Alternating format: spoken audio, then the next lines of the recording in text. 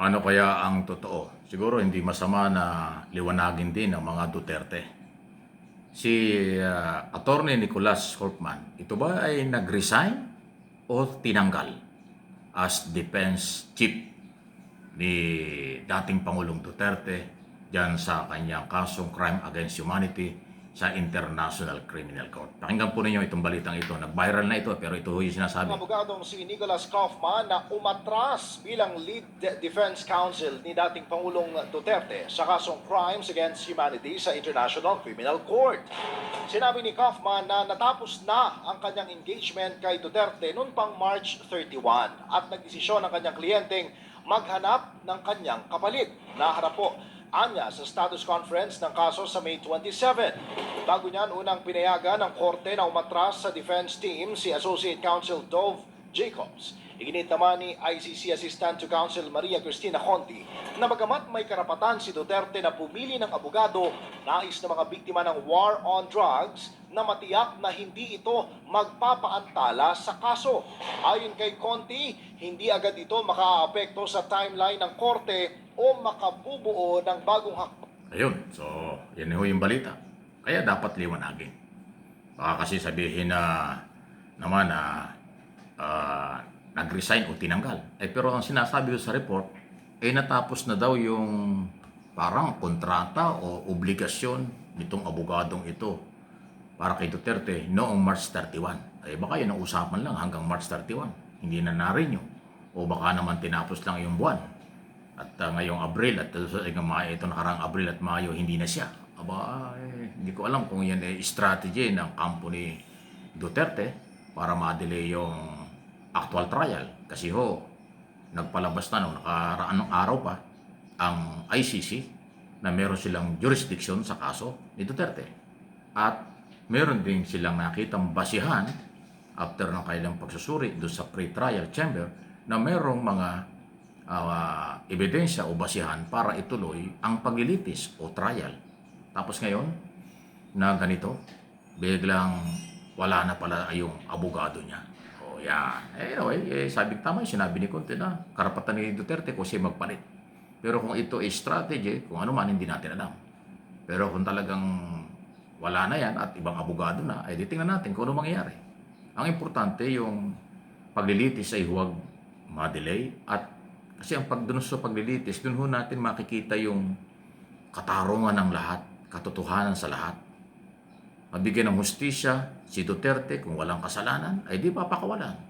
Mabigyan din ng hustisya itong mga biktima kung mayroong talagang pagpapatunay na sila ay biktima, ay di mayroong katarungan makukuha. Kaya nga alagad sinasabi natin, justice for all. Dahil Pilipino ako, ganun yun. Hindi natin pwedeng justice para lang doon sa mga biktima. Justice para sa akusado kasi trial yan. Due process, rule of law sa international. Yun naman yun eh. Yun lang ibang di nakakaintindi na kapag may binanggit na tayong pangalan Duterte, akala binabanata na. Makinig muna kasi kayo. Yung inyong kababaan ng level, huwag kayong manghawa. Dahil matatalino ang Pilipino. Yan ang aking layunin araw-araw sa aking mga topic. For education, for information. Makadagdag tayo ng kaalaman. Sabi nga nila, pag meron kang alam, iba ang buhay. Sabi nga nung isang broadcaster ng araw, pag may knowledge, may power. Ayun ang ibig sabihin nun. Diba? So dito, hindi tayo nakikialam. Kung totoong wala na yung kanyang abogado, at kung ano ang dahilan, ay nasa kanya yun.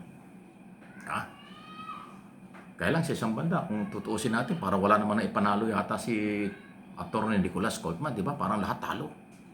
Unang-una dyan, yung illegal daw yung pag-aresto. Wala daw jurisdiction ng ICC.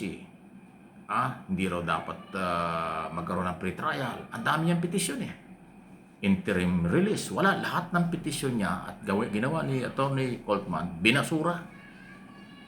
Hanggang sa itong dalawang desisyon nga huli, pinakamatindihan, jurisdiction at saka probable cause or basihan para magkaroon ng trial. Ayaw din nila yan. Pero natalo pa rin. Wala talaga na ipanalo eh. Kumita lang. Kano kaya totoo ba? Kung kumita yan ng 100 million pesos sa isang buwan, isang taong mahigit din. Kung 150 million pesos compare sa euro, billion yan. Mahigit isang taon eh. Ibig sabihin, kumita ng mahigit na bilyon o mahigit na siguro mga 1.8, 1.6 billion pesos ang kinita ni Nicholas Coltman. Tapos ganyan, biglang mawawala na lang. O, yan ang nangyari. Sa dollar, magkano kaya yun? Sa euro, magkano ba yung halos 2 billion piso?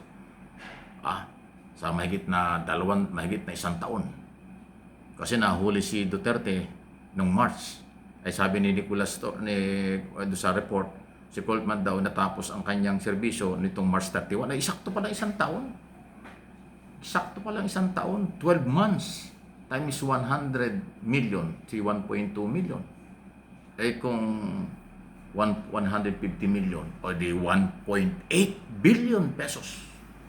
Sa dollar, magkano yan? Sa euro, magkano yan? Antindi. Kumita yung abogado, wala namang nangyari. Kulong pa rin, nakakulong pa rin si Duterte. Matindi talaga, Ayan, sino kaya ang pinanser nila? Laking pera niyan. Matindi, yung naalala ko tuloy yung salin ni Sara doon sa hearing. 88 million lang ang statement of asset and liabilities ni Sara. Kaya lang, mayroong mga bank transaction na nakakalula. Pag pinagsama-sama mo, billion, 6.7 billion umano. Ang nagastos dun sa abogado ay 1.8 billion. Barya lang pala. Ano kayang nangyari talaga? Wala pa akong narinig Siguro bukas makalawa, baka magsalita na rin ang kampo ng mga Duterte. Talaga bang tapos na ang serbisyo ni Attorney Nicolas Coltman? Ano ba yan? Ano bang lahi niyan? Taga-Europe yan, di ba? Fake news ba yan? O kung ano man, magpaliwanag kayo. Sa akin naman, wala namang mawawala sa atin yan. Kung tinanggal siya o nag-resign siya, okay lang yun. Dahil importante naman yung relationship ng kliyente, ng client at saka ng abogado. Yan ang sulit. Kailangan sulit ang relasyon ng abogado at ng kanyang kliyente. Pag nagkaroon ng gap yan, talo ang kaso, delikado yun. Nagkahiwalay na. Kung totoo nagkahiwalay yan, di maghahanap ng iba. Abangan lang natin. Sana ay matuloy na ang trial. Inuulit ko, justice for all. Katarungan para sa di umano'y naging biktima at katarungan din para sa lahat ng akusado. Hindi lang naman si Duterte dyan ang akusado. Di ba si Bato de la Rosa kaya nga hindi makapasok sa sobrang takot na baka mahuli. At yung iba pang mga retired general, mga co-accused na ilang beses nang binanggit doon sa pre-trial at iba pang mga balita mula dyan sa ICC. Ayun po. Talaga lang matindi na hindi akalaing mangyari ito pero nangyari. Tama lang yung kasabihan, walang imposible. Lahat pwedeng mangyari. Sino bang maniniwala na itong Duterte makukulong, ang mga Duterte magkakaganyan? Nakakala nila tuloy-tuloy ang kailang kapangyarihan at walang pwedeng gumiba sa kanila. Ay ito, nangyari na ang katotohanan, ang kaliwat kanan ng mga kaso. Pero yan naman hindi ko sinasabing guilty. Lahat sila under trial. May due process pa rin. Tingnan natin kung ano mangyayari. Please like and share. Subscribe and follow.